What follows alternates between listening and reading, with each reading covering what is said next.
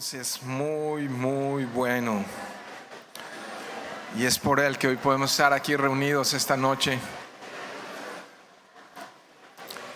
Y tomen su lugar, por favor.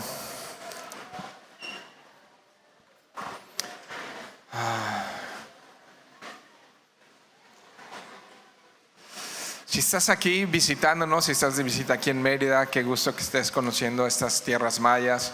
Pero si estás de visita aquí también en la iglesia, damos gracias a Dios por tu vida. Y aquí estamos, un grupo de locos por Jesús, porque sabemos que Él nos amó y estamos hoy viniendo a dar esa acción de gracias. Estamos hoy viniendo a exponernos el último día del año a su verdad, a su palabra, con la esperanza de que su palabra siga transformando nuestras mentes y nuestros corazones.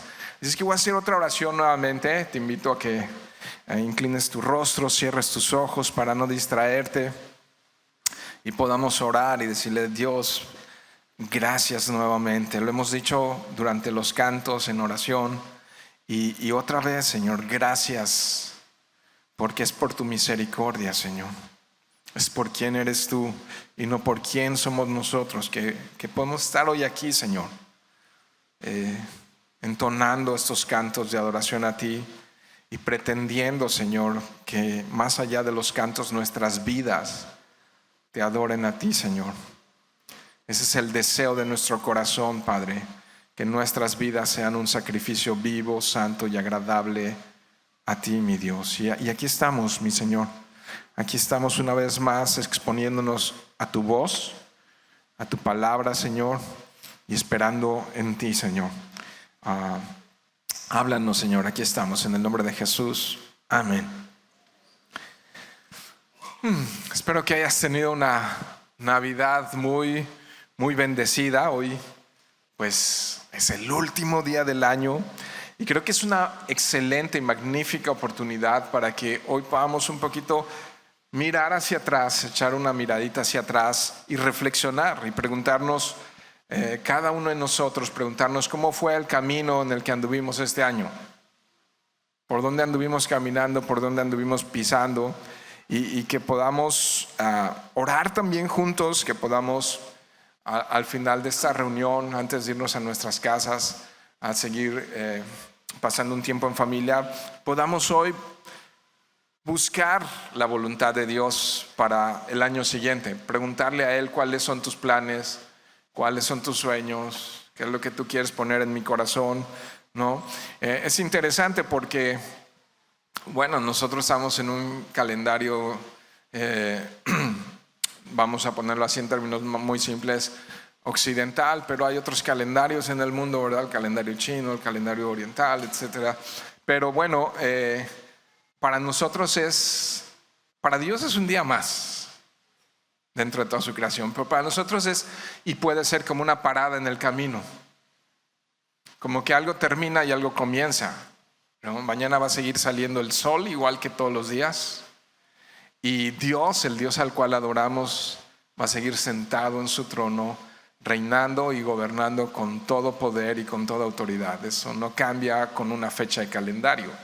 Pero para nosotros sí es como hacer una parada en el camino y poder mirar hacia atrás, ver por dónde anduve, es decir, qué frutos hubo en mi vida, buenos o malos, qué es lo que pasó en mi vida este año, y un poquito mirar hacia el frente, ¿no? Y ver, Señor, ¿qué vas a hacer conmigo? Yo lo podría plantear esto en dos preguntas que pueden ser muy importantes para cada uno de nosotros si es que vamos a reflexionar juntos esta noche. Y una es: ¿cómo fue tu relación con Dios este año? Y la segunda es: ¿cómo fue tu relación con tu prójimo este año?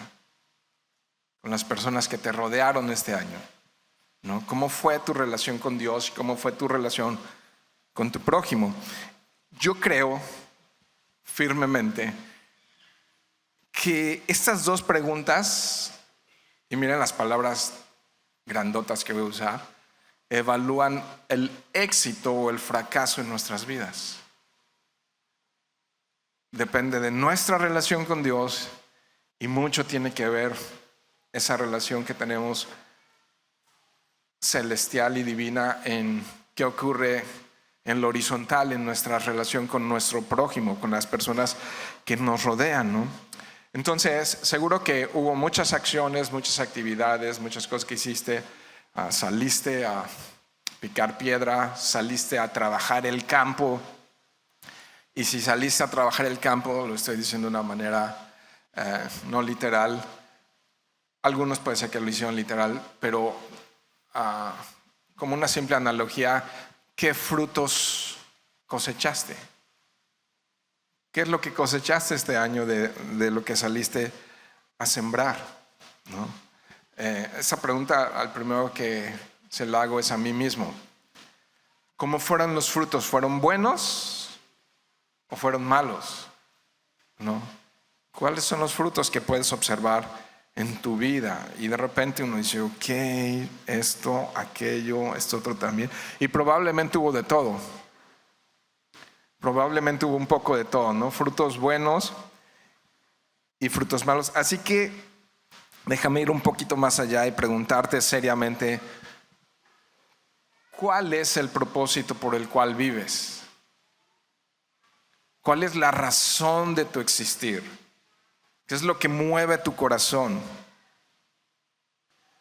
Dicho o planteado de otra forma, esa pregunta es ¿qué o quién guía? ¿Qué o quién guía tu vida, tus decisiones? Y muy probablemente la respuesta para la mayoría, si somos creyentes, si hemos nacido de nuevo, es Cristo, es Dios. Entonces, otra vez planteando esta pregunta desde otra forma, muy seriamente, ¿vives para ti o vives para Dios? Nomás hay de dos sopas. No. ¿Para quién vivimos? O vivimos para nosotros mismos. Y es eso que estamos haciendo, volteando a ver estos últimos 12 meses para reflexionar juntos, para meditar y pensar juntos. ¿Vivo para mí? Es una pregunta seria y muy importante, vuelvo a decirlo así, porque de eso depende el éxito o el fracaso en la vida. ¿O vivo para Dios? Vivir para uno mismo, la mayoría, es no tomar en cuenta a Dios en lo que ocurre en nuestra vida día tras día. Ahorita estábamos cantando mucho acerca de Jesús como ese rey, ¿no? Ese rey coronado, y te coronamos rey. Y es padrísimo con esos tonos musicales y con la voz de Sahid, ¿no? Y así que se oye bien machín, ¿no? Y está bien. Pero le coronamos rey todos los días de nuestra vida. En las decisiones, en la manera en la que amamos, en la manera en la que perdonamos, en la manera en la que servimos, ¿no? Vivir para Dios es reconocerlo en todos nuestros caminos, no en algunos. O vivimos para nosotros o vivimos para Él. O somos de Él o no somos de Él, ¿no? Es así. No podemos, medio le pertenezco a Dios, pero medio le pertenezco al diablo. O medio ando en la carne, pero medio ando en el espíritu. Entonces, vivir para Dios es considerarlo en todos nuestros caminos. No en algunos, sino en todos nuestros caminos. Ahora entonces, sigo preguntándome, pero ¿por qué vivir para Dios? Si puedo vivir para mí. ¿Por qué vivir para Dios?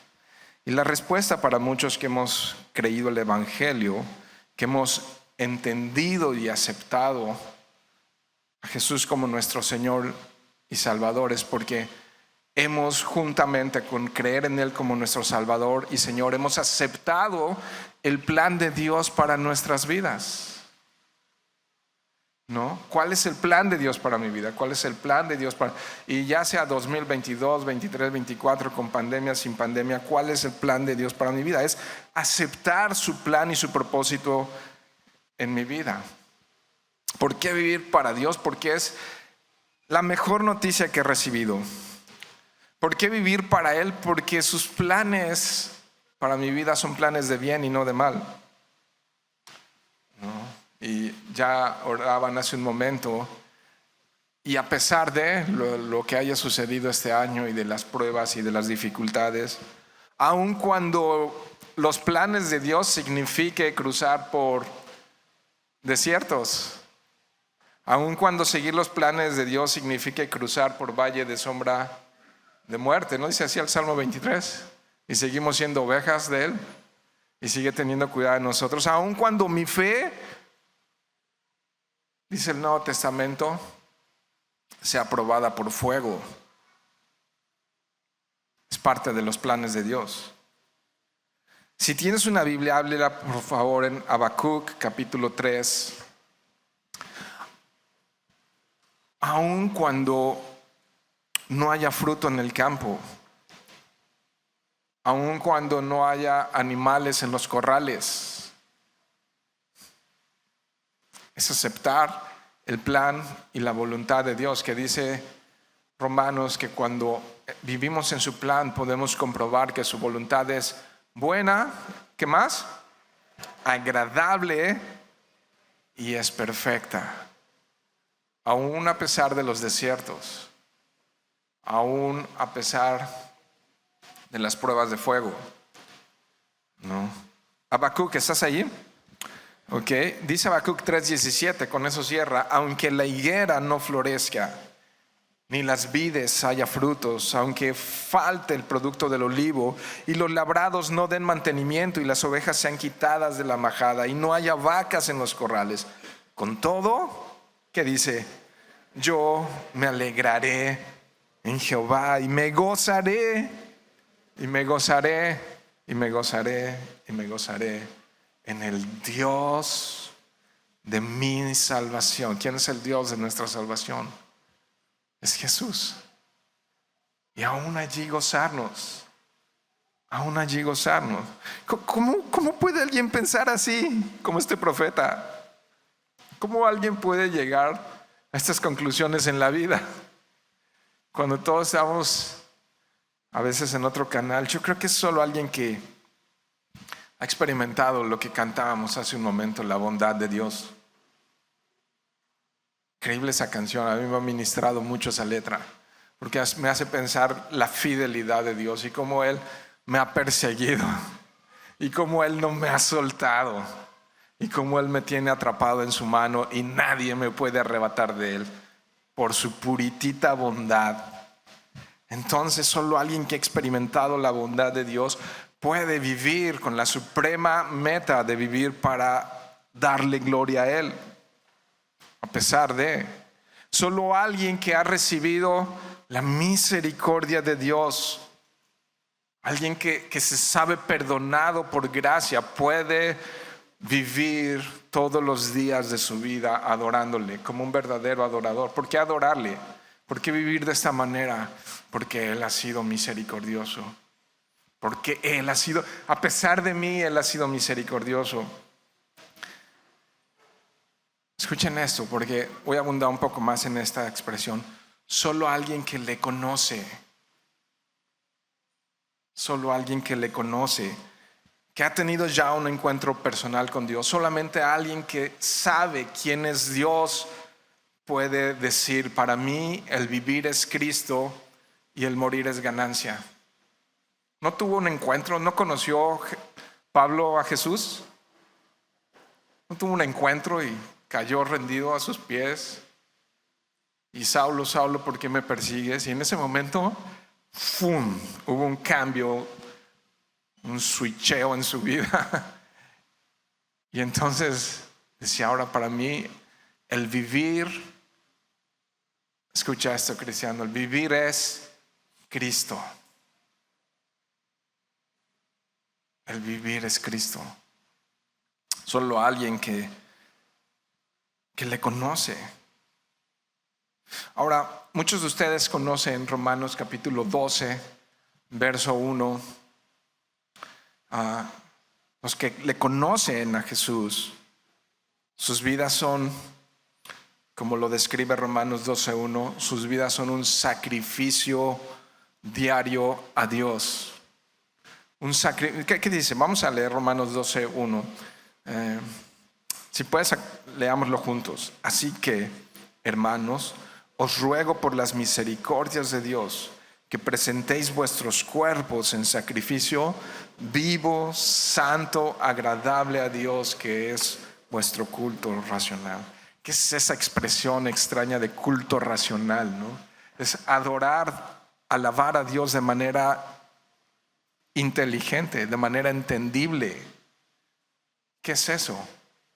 Es adorarle más allá de la música. Es adorarle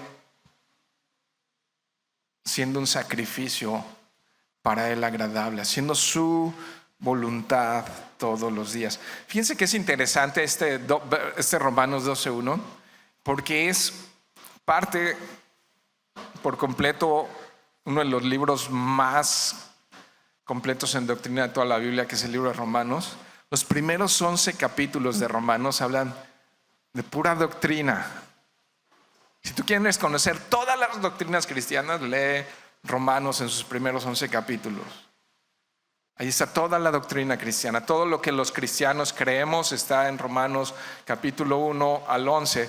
Pero a partir del capítulo 12, entonces, si tú has entendido y aceptado esas doctrinas de salvación, entonces ¿cómo vivir? Si yo creo lo que dicen esos 11 capítulos, ¿cómo va a vivir?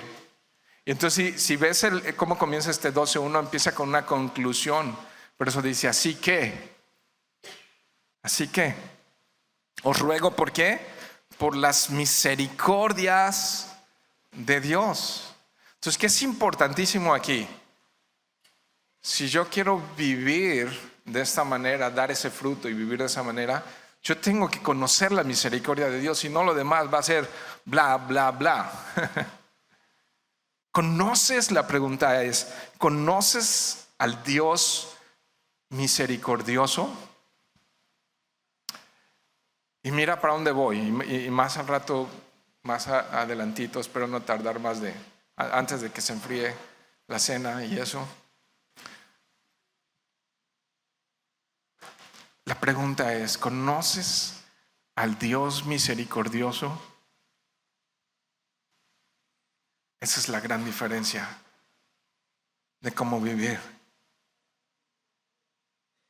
Esa es la gran diferencia. Entonces, la palabra conoces en la pregunta que estoy haciendo es bien importante. Porque quizá, y puede ser uno de los más altos y grandes propósitos que tengamos 2024 y el resto de nuestras vidas, conocer a ese Dios. Y a lo mejor, ¿cuál es mi meta? ¿No? Pues bajar de peso, hacer más ejercicio, no sé. Conquistar al mundo como Pinky Cerebro. O quizá en una de esas tu meta pueda ser conocer al Dios misericordioso.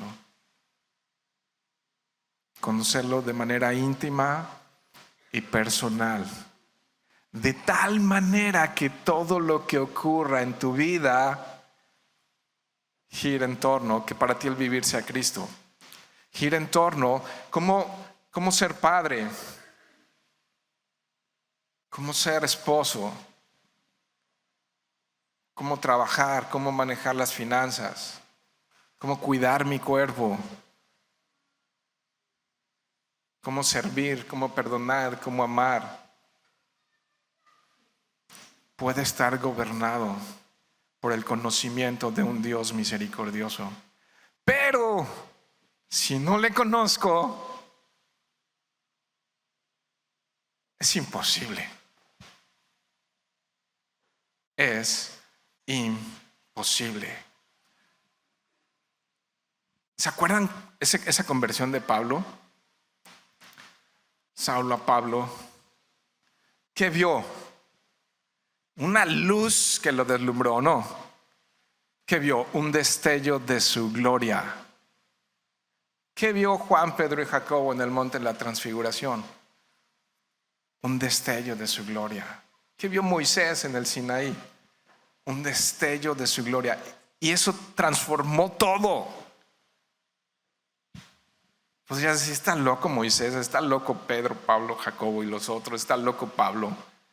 Se volvieron locos por Jesús, porque vieron un destello de su gloria.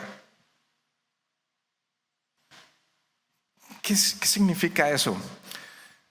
Si hay cosas que tienen gran valor en tu vida y por esas vives y por esas mueres todos los días, pero ves un destello al lado, un destello de la gloria de Dios, dices, esto no tiene valor. Esto no tiene ningún valor comparado con la gloria de Cristo. Entonces, entre más conocemos a ese Dios glorioso y ese Dios misericordioso, entre más le conocemos, nuestras vidas, nuestras palabras, nuestros pensamientos, nuestras acciones son completamente diferentes, transformados por el conocimiento de quién es Él, por un destello de su gloria.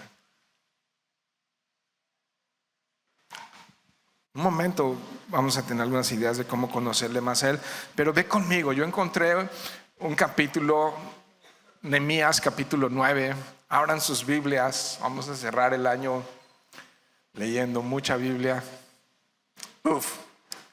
A lo mejor estás diciendo, me equivoqué de lugar, demasiada Biblia, me puede enloquecer, pero mira, Nehemías capítulo 9 me sorprendió, así me dejó maravillado. Lo había leído muchas veces Nehemías, pero te voy a decir en qué me sorprendió demasiado cuando estaba preparando este estudio y el Señor tocó mi vida con este capítulo, porque me enseña a ese Dios del que, o sea, está lleno de atributos de Dios. Podemos conocer mejor a Dios a través de Nehemías capítulo 9. Podemos saber más quién es Él y cómo interactúa con nosotros a través de Nehemías capítulo 9. Entonces voy a ir un poco rápido con este capítulo, pero trata de ver toda la riqueza que hay ahí. Dice, el día 24 del mismo mes se reunieron, ¿sé qué? Se reunieron los hijos de Israel en ayuno. La actitud, chécala, y con cilicio y tierra sobre sí. Wow, gran actitud. Y si ya se había apartado la descendencia de Israel de todos los extranjeros, eso significa que empezaron a obedecer a Dios. Y estando en pie, ¿qué hicieron? Confesaron sus pecados y las iniquidades de sus padres. No solamente su pecado, sino el de todo el pueblo de Israel, ¿no?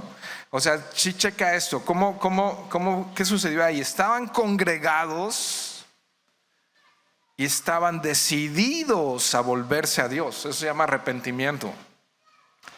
Otra vez, estaban congregados y estaban decididos a conocer a ese Dios, a volverse a Dios, a inclinar su voluntad y su corazón sin reservas a ese Dios, al Dios de la Biblia.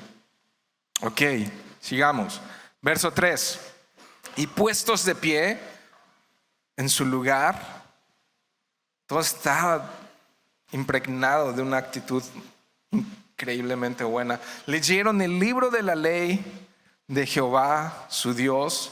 ¿Cuánto tiempo? La cuarta parte del día, ¿no? Y ahora decimos, ay, que la prédica no dure más de 10 minutos. No, hombre, si los videos de Facebook y de TikTok duran 10 segundos, no sé cuánto duren, pero fíjate, imagínate eso, la cuarta parte del día, o sea que unas 8 horas duró la prédica. Ok, no me vean feo, oren por mí. Y la cuarta parte, otras 8 horas, confesaron sus pecados. Bueno, del día, si quitamos la noche, pues quizás son menos horas, ¿verdad? Pero bueno, más o menos. Y adoraron a Jehová. ¿Y qué produjo eso? ¿Qué produjo eso? y adoraron a Jehová su Dios. Entonces, así, una mirada rápida. ¿Qué ocurrió? Estudiaron la palabra de Dios y el efecto secundario, estaban adorando a Dios. ¿Qué ocurre cuando estudian la palabra de Dios? Conocen a Dios. ¿Quieres conocer más a Dios este año?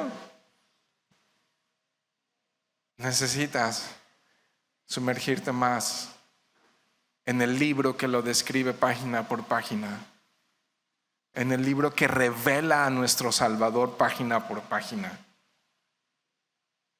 No hay otra manera. Entonces, ¿se acuerdan que estamos mirando hacia atrás?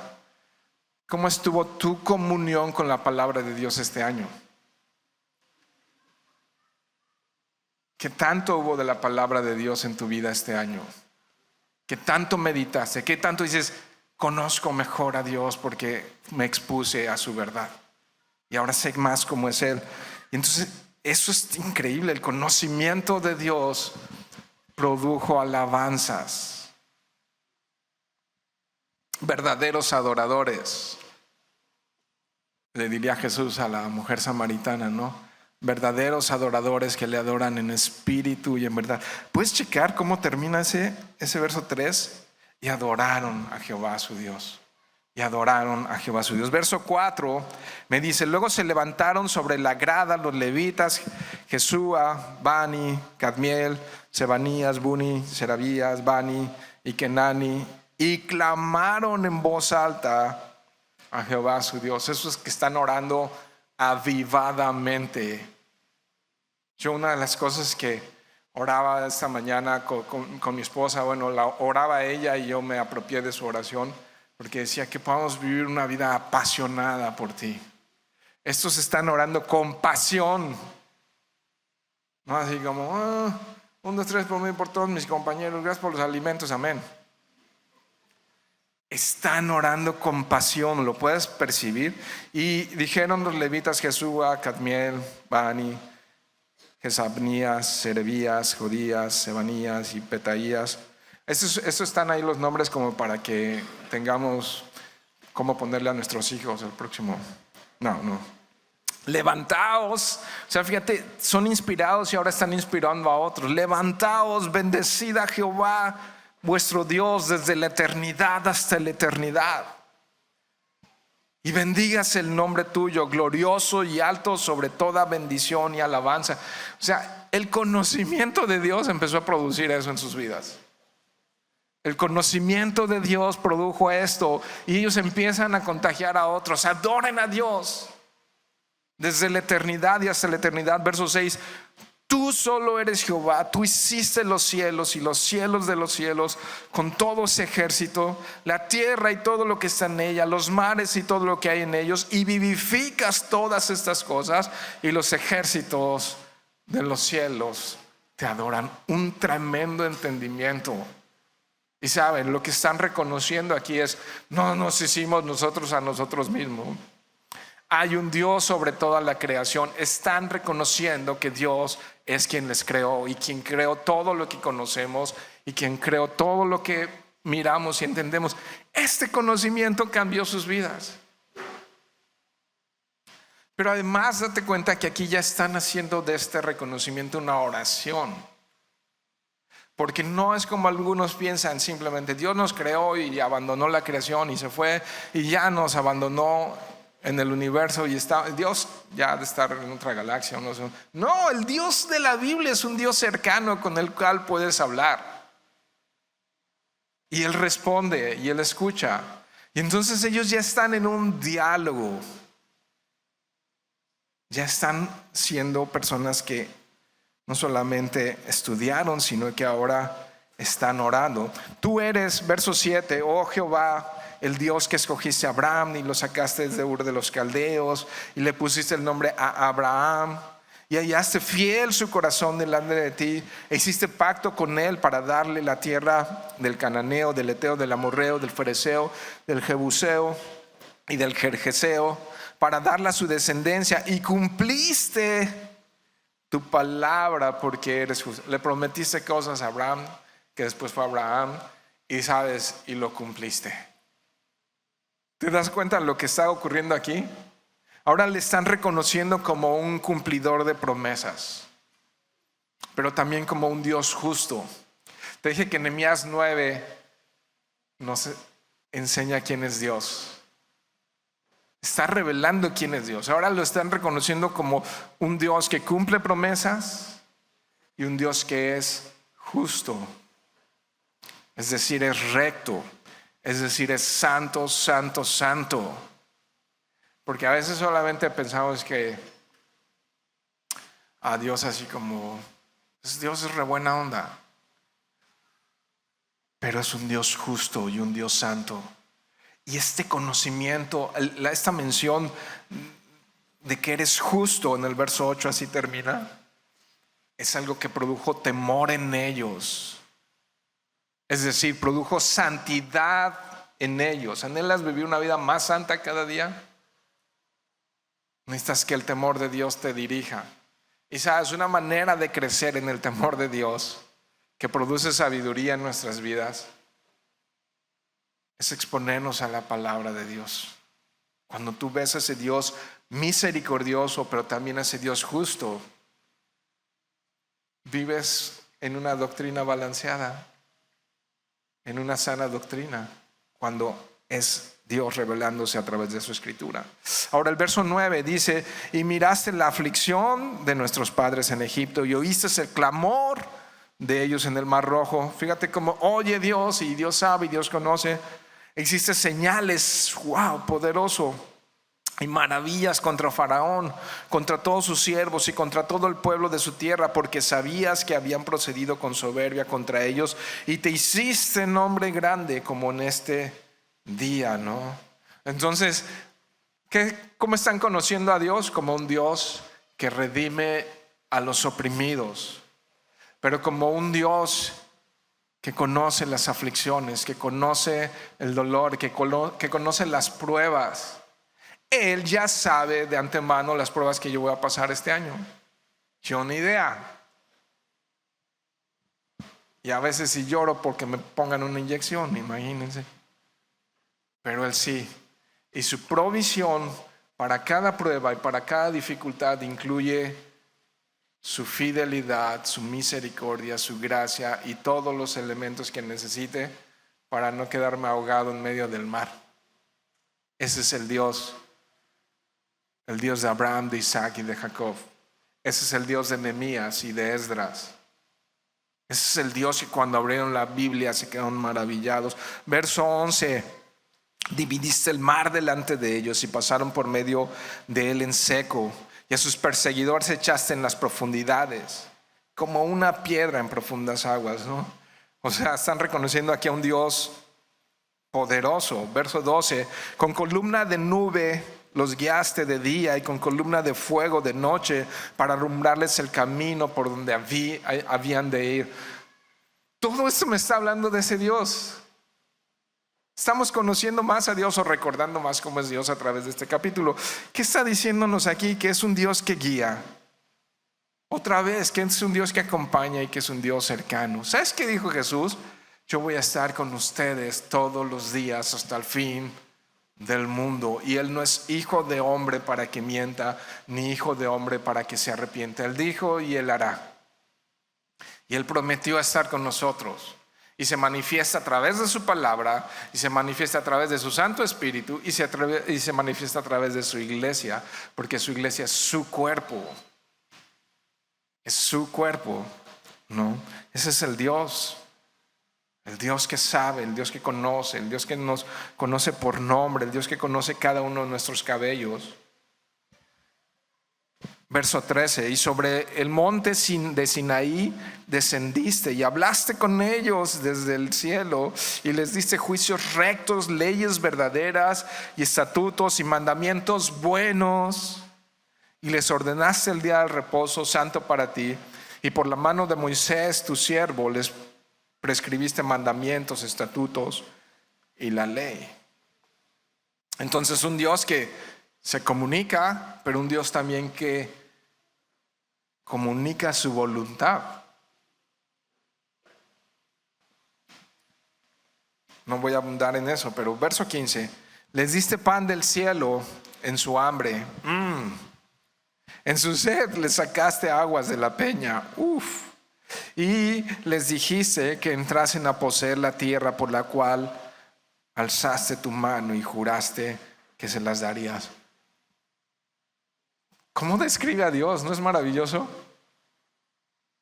Como un Dios que provee a los suyos, que no desampara a los suyos. Este es el Dios en el que hemos creído, el Dios que quiero conocer más este año. Verso 16, mas ellos y nuestros padres fueron, aquí nos describe a nosotros, soberbios, y endurecieron su cerviz y no escucharon tus mandamientos, no quisieron oír ni se acordaron de tus maravillas que habías hecho con ellos. Antes endurecieron su cerviz y en su rebelión pensaron poner caudillo para volverse a su servidumbre, pero tú eres Dios que perdonas. ¿Cómo es Dios?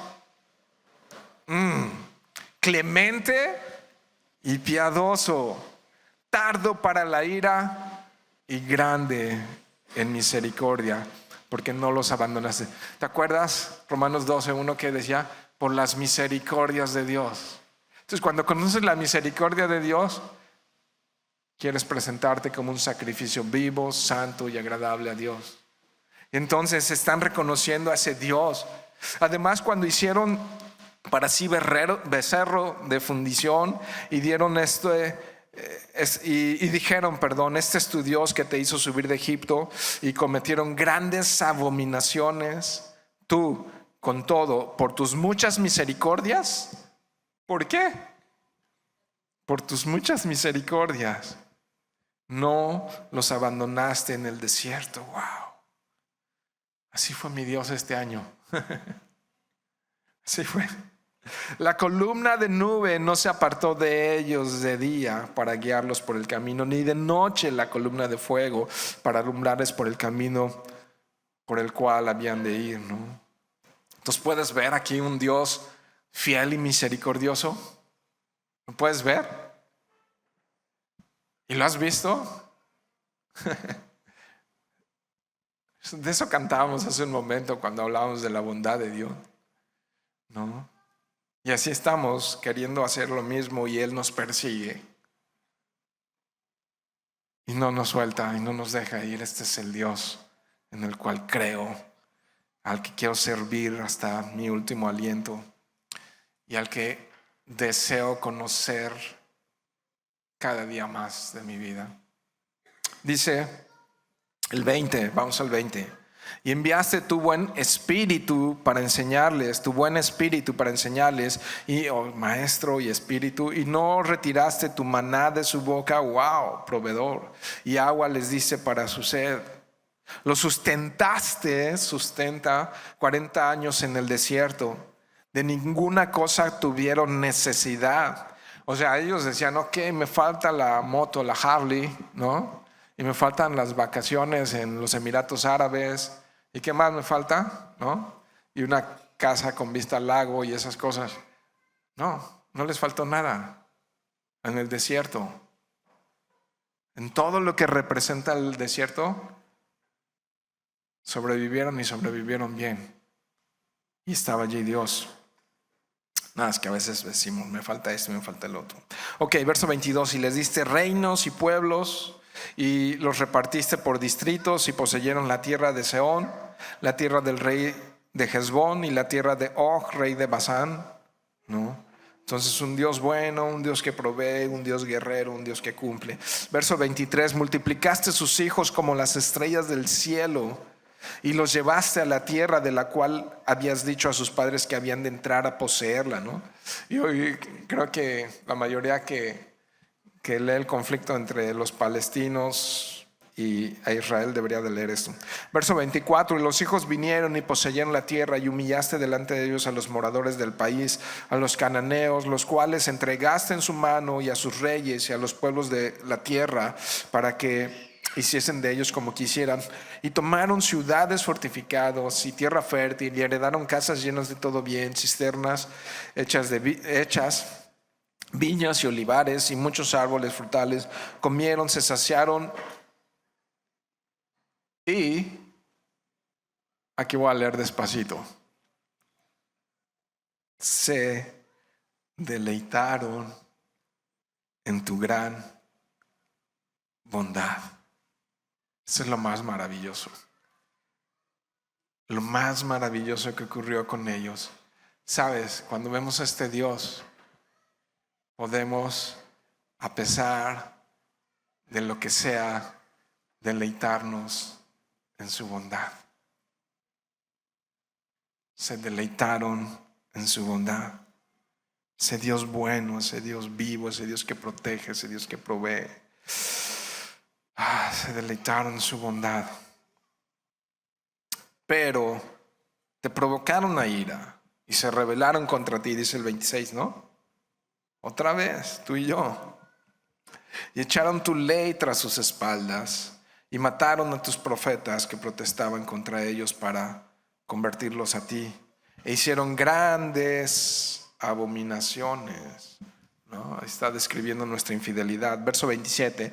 Entonces, qué interesante, los entregaste en mano de sus enemigos, los cuales los afligieron. Pero en el tiempo de su tribulación clamaron a ti, y tú desde los cielos los oíste, y según, ¿qué?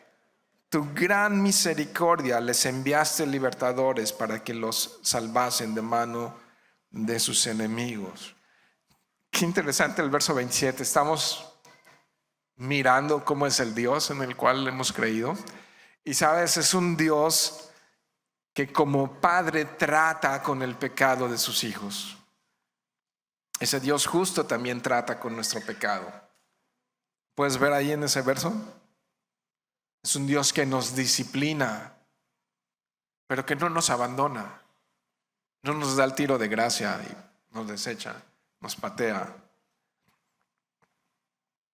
No, sino que según su gran misericordia nos volvió a liberar. Dios bueno, y que a pesar de nuestro corazón una y otra vez y otra vez. Vamos más adelante. Pero una vez que tenían paz, volvían a hacer lo malo delante de ti, por lo cual los abandonaste en mano de sus enemigos que los dominaron. Pero volvían y clamaban otra vez a ti, y tú desde los cielos los oías según tus misericordias. Muchas veces los libraste. Los amonestaste, fíjate, a que se volviesen a tu ley, mas ellos se llenaron de soberbia y no oyeron tus mandamientos, sino que pecaron contra tus juicios, los cuales, si el hombre hiciere, en ellos vivirá. Se rebelaron, endurecieron su cerviz y no escucharon. Les soportaste por muchos años y les testificaste con tu espíritu por medio de tus profetas, pero no escucharon. Por lo cual los entregaste en manos de los pueblos de la tierra. Mas por tus muchas misericordias no los consumiste ni los desamparaste, porque eres Dios clemente y misericordioso. No sé cuántas veces dice que Él es clemente, Él es misericordioso, Él es misericordioso por tus muchas misericordias, ¿no? Es un Dios muy perdonador, muy pero muy misericordioso. Verso 32. Ahora pues, Dios nuestro, Dios grande, fuerte, temible. Toda la descripción, ¿lo ves? Grande, fuerte, temible, que guardas el pacto y la misericordia, no se ha tenido en poco delante de ti todo el sufrimiento que ha alcanzado a nuestros reyes, a nuestros príncipes, a nuestros sacerdotes, a nuestros profetas, a nuestros padres y a todo tu pueblo, desde los días de los reyes de Asiria hasta este día. Pero tú eres justo, continúa describiendo quién es Él, en todo lo que ha venido sobre nosotros, porque rectamente has hecho, mas nosotros no hemos hecho lo malo. Verso 34. Nuestros reyes, nuestros príncipes, nuestros sacerdotes y nuestros padres no pusieron por obra tu ley, ni atendieron a tus mandamientos y a tus testimonios con los que los amonestabas.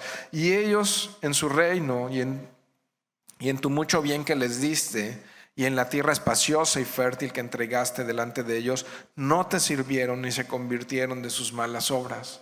Verso 36. He aquí que hoy somos siervos. Henos aquí, o sea, estaban en esclavitud, siervos en la tierra que diste a nuestros padres para que comiesen su fruto y su bien. Ahora están allí en Jerusalén, pero están como esclavos. y se multiplica su fruto para los reyes que has puesto sobre nosotros por nuestros pecados. O sea, si estaban sufriendo era por causa de su rebeldía. Quienes se enseñorean sobre nuestros cuerpos y sobre nuestros ganados conforme a su voluntad, y estamos en grande angustia. A causa pues de todo esto, nosotros, fíjate, ahí el arrepentimiento y el volver su rostro a Dios y el volverse a Dios, nosotros hacemos fiel promesa y la escribimos, firmada por nuestros príncipes, por nuestros levitas y por nuestros sacerdotes. Entonces toda la congregación y toda la comunidad se estaba volviendo a este Dios que ya describieron después de haber leído una cuarta parte del día la palabra de Dios, ¿no? Entonces, vamos un poquito a la recta final de esta charla y de esta plática. ¿Te fijaste, pudiste ver en esto que al leer la escritura podemos conocer más a Dios? Vuelvo a preguntarme y a preguntarte, ¿quieres conocer más a Dios? ¿Conocerle en cada situación en tu vida? ¿Y qué están haciendo? Si te fijaste, este capítulo 9 es también una oración, ¿no? Entonces al orar podemos relacionarnos con Él. Y otra vez, estaban reunidos. Al estar juntos como un solo cuerpo, podemos igual que ellos clamar por su favor.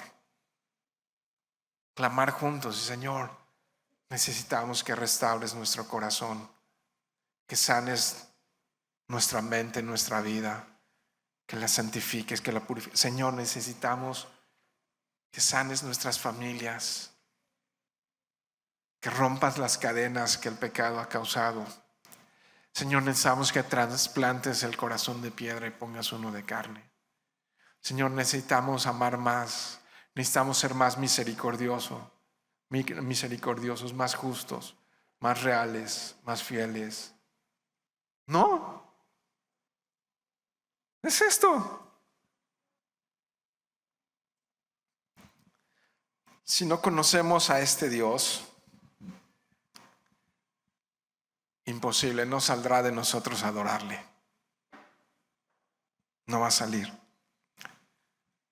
Viviremos para nosotros y no viviremos para Dios.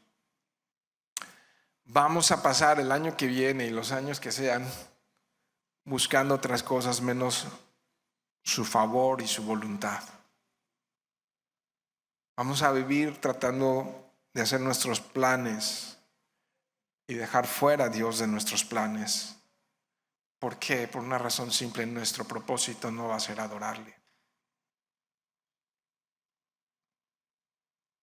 Quizás seamos buenos religiosos, pero no sacrificios vivos, santos y agradables a Él.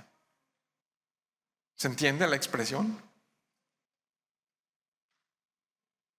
Ya vengamos cada domingo con una Biblia abajo del brazo y cantemos alabanzas y salgamos a vivir nuestros planes, a desear nuestro pecado y a vivir como si Dios no existiera. Entonces por eso yo tengo en como dije al principio, como en esta parada en el camino, voltear para atrás y ver cómo estuvo el año y qué quiero para adelante y qué anhelo y qué deseo. Y lo que más anhelo y deseo para mí y para cada uno de ustedes es que podamos conocerle más. Que podamos conocerle más. Necesito que el amor de Jesús, que excede todo conocimiento humano, pueda determinar lo que hablo, lo que pienso y lo que hago. Necesito que el amor de Jesucristo, que excede todo conocimiento humano, determine lo que hablo, lo que pienso y lo que hago. Necesito que cada idea, cada plan lo dicte Él. Necesito que cada sueño, que cada aliento, que cada deseo, que cada acción la gobierne Él. Que cada palabra, que cada pensamiento lo gobierne Él. Necesito conocer su voluntad específica para cada situación en mi vida. Su voluntad general está bien clara y bien revelada en la palabra de Dios. Pero hay cuestiones muy específicas, ¿no? ¿Qué hacemos? ¿Una noche de alabanza o no? ¿No? La respuesta es sí, pero a ver, espérame. ¿Pero tú quieres Dios? ¿Es tu voluntad? ¿Abrimos este curso de discipulado o no? ¿O nos quedamos callados y quietos? Yo necesito conocer su voluntad. ¿Sabes qué necesito? Porque a veces tengo mucho de esto. Necesito echar mi ansiedad delante de Él. ¿Cómo? ¿Cómo echamos nuestra ansiedad delante de Él? Mediante la oración incesable. ¿Se acuerdan que dijo, oren sin César? Pero César casi viene todos los domingos y aquí está hoy. ¿Dónde está César? Ya ni te veo. Por ahí anda César. Entonces oren sin César. Acá está César. Perdón. Y entonces, ¿cómo echo mi ansiedad delante de Él? O sea, imagínate todo lo que puede transformar esto. La manera en la que amo, la manera en la que ejerzo paternidad, la manera en la que soy esposo, la manera en la que perdono, la manera, celos, iras, contiendas, divisiones, temores, dudas, miedos, todo lo que sea afectado por el conocimiento de Dios. ¿Nunca has batallado con envidias, con celos, con miedos, con duda? ¿Qué voy a comer mañana? Y el COVID y la enfermedad y no sé qué. No, yo necesito lidiar cada una de esas cosas con el conocimiento del Dios que describió Nehemías 9. Con ese conocimiento necesito lidiar con tentaciones, con pensamientos. Necesito que su gozo, que su paz, que su protección, que su amor y aunque su corrección en mi vida esté permanente. ¿Y cómo? Necesito más de la palabra de Dios en mi corazón. Necesito doblar más mis rodillas y buscarle a Él en intimidad, más que cualquier tesoro de este mundo. Necesito dentro de su cuerpo ser estimulado al amor y a las buenas obras. No más ni menos que ustedes, igual que ustedes. No porque yo esté aquí hablando, no tengo la misma necesidad que cada uno de ustedes. Yo tengo la misma necesidad de Dios que cada uno de ustedes. Y que la misma necesidad que un inconverso, que un no creyente. La misma necesidad. Yo necesito que su gozo, que su paz, que su amor, que su misericordia, que su gracia determine todo en mi vida. Que sea eso lo que la determine. Quiero hacer su voluntad, mi deseo es hacer su voluntad. Mi plan es ejecutar su plan. Ese es mi plan. Ejecutar su plan. Quiero terminar con la escritura de Santiago. Si van a Santiago capítulo 4. Entonces viene el 2024. ¿Y qué tengo que hacer? No, pues trabajar más duro. Tengo que no sé qué y el otro y sí, ¿no? Y el ejercicio y esto y el otro. Ahí estamos haciendo planes y metas. Pero mira qué interesante está lo que dice Santiago 4:13 al 16. Si estás allá, dice: vamos ahora los que dicen, hoy y mañana iremos a tal ciudad y estaremos allá un año y traficaremos y ganaremos. cuando no sabes lo que será mañana. ¿Cuántos saben qué va a pasar el 2024? ¿No? Ok. Porque, ¿qué es vuestra vida? Ciertamente es neblina que se aparece por un poco de tiempo y luego se desvanece. O sea, hay personas que hace unos pocos años y ya ni nos acordamos de ellos. En lugar de lo cual deberías decir, ¿qué deberíamos de decir, mis queridos hermanos? Si el Señor quiere, viviremos y haremos esto o aquello. El 16 me dice, pero ahora se jactan en vuestras soberbias. ¿Te acuerdas cuál fue el problema en Nehemías 9 del pueblo? La soberbia y la jactancia y dejando a Dios fuera de la fórmula. Toda jactancia, dice, semejante es mala. Básicamente aquí Santiago nos está dejando una advertencia. El peligro de actuar separados de Dios. El peligro de actuar sin sentarte cada mañana con el jefe supremo, con el Rey de Reyes, y decirle, ¿cuál es el plan para hoy? Y si al menos hacemos una oración como esa y creemos en el Dios que nos escucha, podemos creer que su voluntad, aún lo torcido en nuestros pies que nos harían salir del camino, lo va a enderezar para que no nos perdamos. Si decimos, Señor, hágase tu voluntad y no la mía. Si hacemos una oración así de todo corazón, ¿y cuál es tu voluntad, Señor? Quiero conocer tu voluntad para ejecutar tus planes, tus sueños y tus anhelos en mi vida. Si el Señor quiere, ¿no? Si el Señor quiere. Entonces vamos a orar, mis queridos hermanos, esta noche.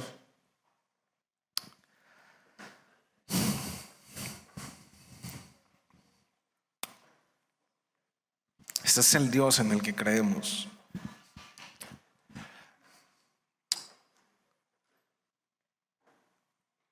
Y quizá puedas seguir meditando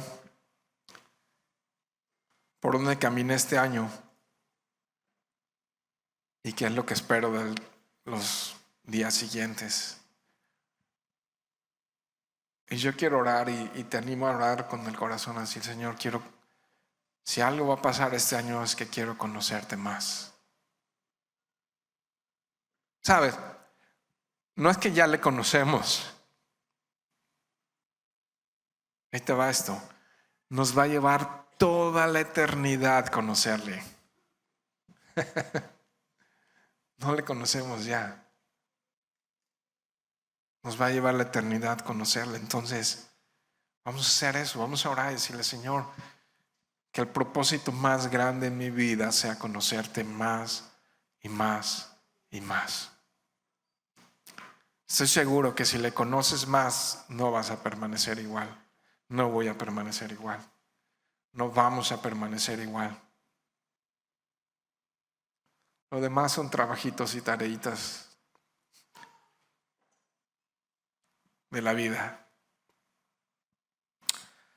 Quiero orar y Pablo oraba así: por esta causa doblo mis rodillas ante el Padre de nuestro Señor Jesucristo, de quien toma nombre toda familia en los cielos y en la tierra, para que os dé conforme a las riquezas de su gloria el ser fortalecidos con poder en el hombre interior por su espíritu, para que habite Cristo por la fe en vuestros corazones, a fin de que arraigados y cimentados en amor, escucha esto, seáis plenamente capaces de comprender con todos los santos cuál sea la anchura, la longitud, la profundidad y la altura, y de conocer el amor de Cristo que excede todo conocimiento, para que sean llenos de toda la plenitud de Dios.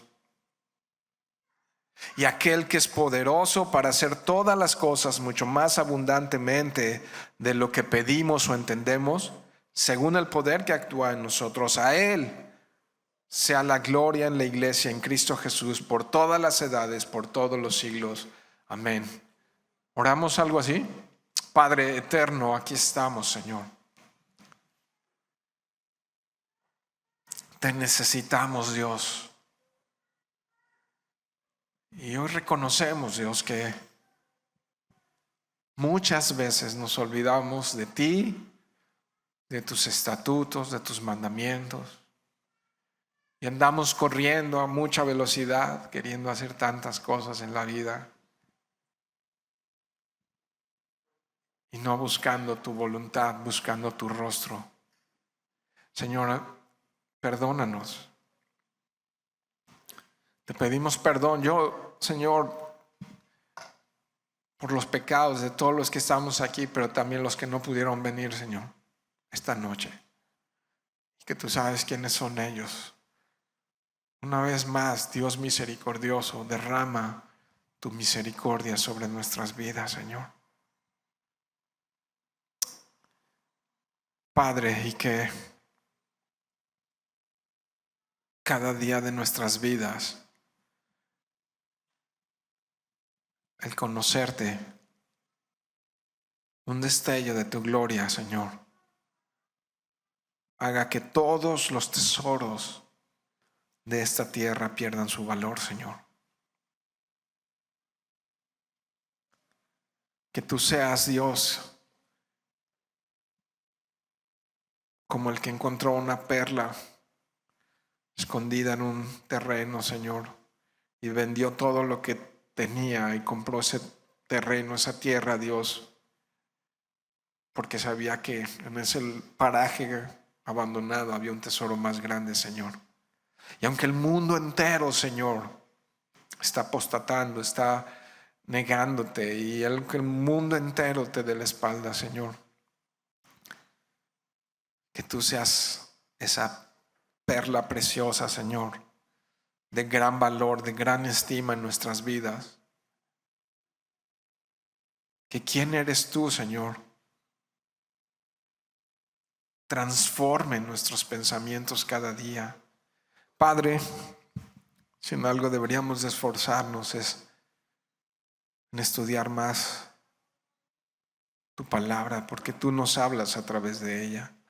Señor, si algo hay poderoso que podemos hacer, Señor, es doblar nuestras rodillas y clamar a ti, porque sabemos que tus oídos están atentos a nuestras súplicas y a nuestras oraciones. Padre, si algo deberíamos de hacer es permanecer unidos como tú lo mandaste, Señor. Amar tu iglesia, amarnos unos a otros y servirnos unos a otros, como es tu voluntad, revelada en la Escritura, mi Dios. Así que yo, Padre, ruego por mí y por todos los que estamos aquí, que este año podamos conocerte más, Dios. Podamos saber más quién eres y cómo eres, Señor. Y que pueda ser tan real que podamos decir, para mí el vivir es Cristo y el morir es ganancia. Todo lo demás, Señor,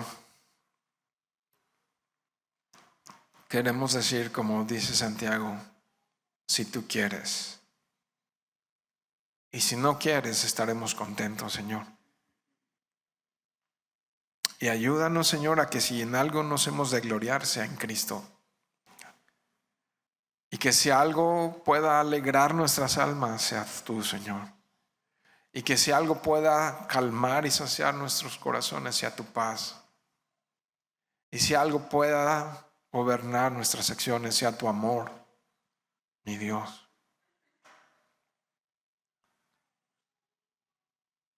Padre, te ruego que proveas para todas nuestras necesidades, que nos guardes de todo el mal, Señor, que nos ayudes en las debilidades y en las tentaciones, Dios. Padre, te rogamos que nuestra vida pueda ser un sacrificio vivo, santo y agradable a ti, Señor. Que tomes nuestras vidas para que podamos ser verdaderos adoradores que te adoran en espíritu y en verdad, mi Dios. Guarda, Señor, a esta tu iglesia, Señor. Protégela, Dios, y haznos crecer en amor y en sabiduría, Señor. En temor a ti y en justicia, Dios.